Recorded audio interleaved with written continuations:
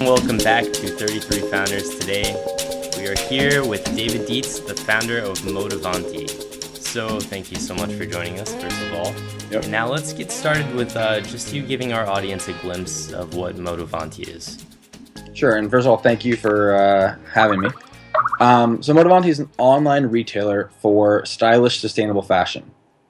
So the goal is to be able to wear your values without compromising on style. So what we do is we're a retailer, so we work with different brands, and all the brands we work with are eco-friendly or ethically sourced. And it's a chance for you to come on the site to learn more about the brands, to know the story about where the clothes are made, how they're made, and who made them, and be proud of those answers. And then to really also have that, still be that stylish fashion first look. So I know, David, right now you guys are working with a drop shipper model and you're hoping to move to wholesale. What does your team need to accomplish to make that happen? So that's more of the operations side of the business. As we grow, eventually we want to have a hybrid of both. Dropship is great because it means as a small team you don't have to deal with all management.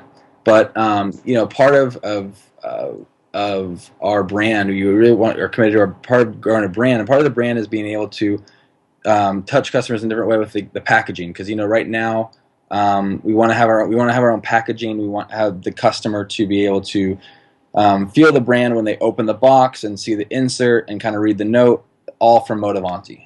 We have some really cool plans in the works, and that includes like seed paper, where you get your little thank you note on seed paper and you can plant it and it turns into flowers. Little things like that are a kind of a part of our brand all the way through the experience. And so most eco-friendly fashion brands, they're all pretty much in the startup stage. So what is it like working alongside a team of that mindset of just startup?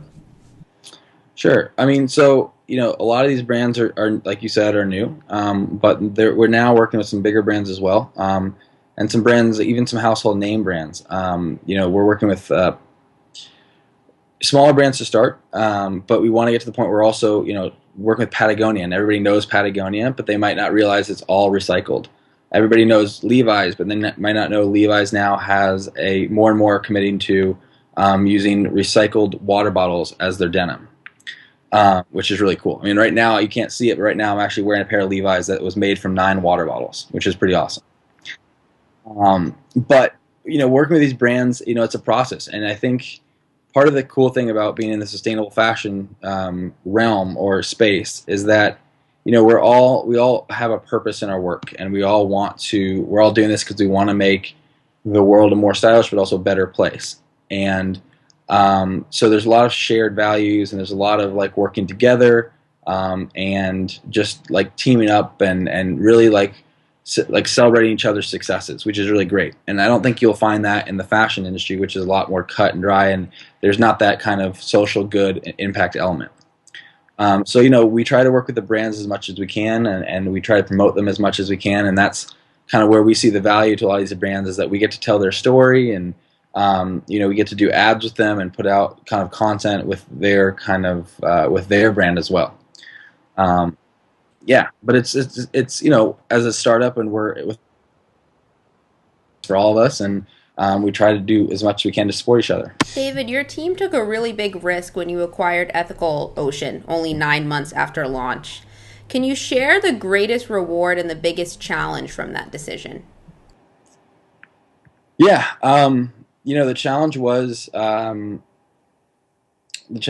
it's a new community, and every time it's a new community, you risk alienating some of them, and is it going to work? Are they going to like what we're doing? And we were in the same space, but we were a little bit different. We had a different brand and different ethos, a little bit of a different ethos, and certainly different products. So that was it wouldn't work,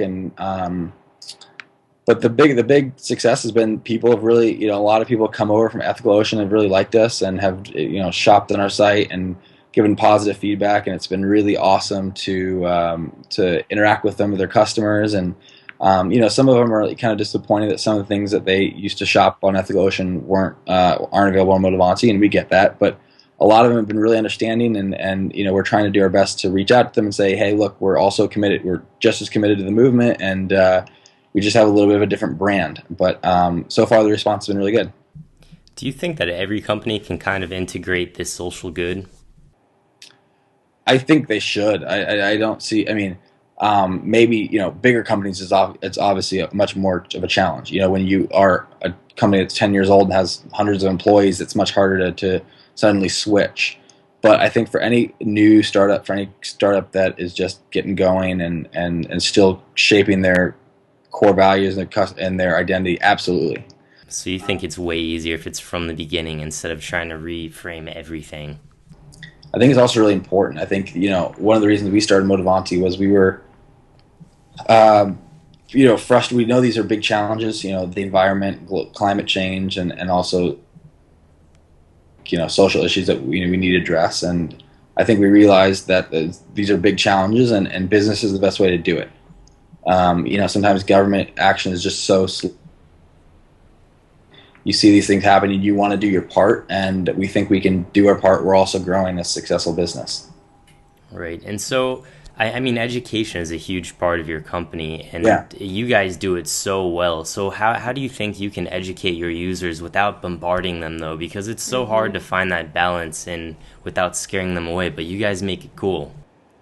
Thanks. Yeah, it is. That is a tricky. We talk about it. If you're too sustainable, you turn off the fashionistas, and if you're too fashionable, you turn off the passionistas, right? Like the ones that really care. So it's like that kind of fine line of. But what we try to lead with style first. We try to make it build a at least a visual brand around being very stylish and fashionable, and then have that commitment to sustainability. So.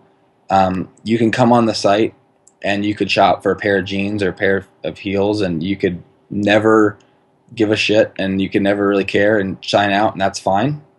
But the hope is that you can also come to the site and you can learn more about each product and learn and read about them and learn about the brand and learn about how they're making a difference. And the hope is that people will come, and they might not know a lot about sustainability, but they might take a minute to read something and get interested, and then come back and learn a little bit more, and then over time develop that kind of interest and excitement about sustainability. I think there's when you're going for sustainable fashion or organic or anything that you're trying to do, sometimes there's a pressure to go all in. And you guys have completely eliminated that pressure. Like Chase was saying, your educational platform is really beneficial. So are you trying, David, essentially to say, oh, you're really passionate about organic, here are the organic products we have. You're passionate about made in America, here's what we have. Or is it to really inspire a complete shift? What do you think is best both for business and for the most social good to be done? Yeah, I mean, it's certainly a process that takes time. I mean, even for me, since starting this, I'm slowly changing over my wardrobe. But, we also don't want you just to go home one day and throw everything out because, that's not great either, right? So it's kind of, we set up the site to be able to shop your values as well. That's like the badge system. You can go in and you can find organic or recycled or fair trade. So you could be a huge environmentalist, and that could be your passion, and you could only shop, recycled or organic. And you can find that on our site. You could be really into, fair trade and fair labor, and that same again. You could also just say, this is the exact same style. This is a great looking pair of jeans. I really like them, and it's cool that they're made in USA, and that's a benefit. So I'll support this company because it's made in America. Why not? And that's kind of our goal. We want to compete with these mainstream brands on style and price, and then why wouldn't you, if those two are equal, buy something that's made in the States? So let's fast forward to Christmas, David. Other than having Modavanti gifts under every Christmas tree, running around like crazy, yeah. What is the most important goal that you'd like to accomplish by December? So this year, we're unveiling a new site. So we're going to be rolling out a new site. Year one is always, we think we have a pretty cool site, but year one is always for testing and learning what we're doing wrong. And there's a million things we want to do better. So we're going to be implementing that. We're going to be introducing men's, which thank God, because I'll finally be able to like wear more of my stuff. And then the other big thing we're doing, which it's not in time for, well, will be before Christmas, not around or for Christmas, but is we're doing a big pop up in New York in the fall, in the month of September. To bring Modavanti offline for around Fashion Week and get people to experience our clothes, try them on, meet the team, meet some of the brands that will be present, and also we're going to be doing a lot of cool different events, a lot of different events around sustainability with speakers and authors and a fashion show. So that's going to be like the big effort for the fall.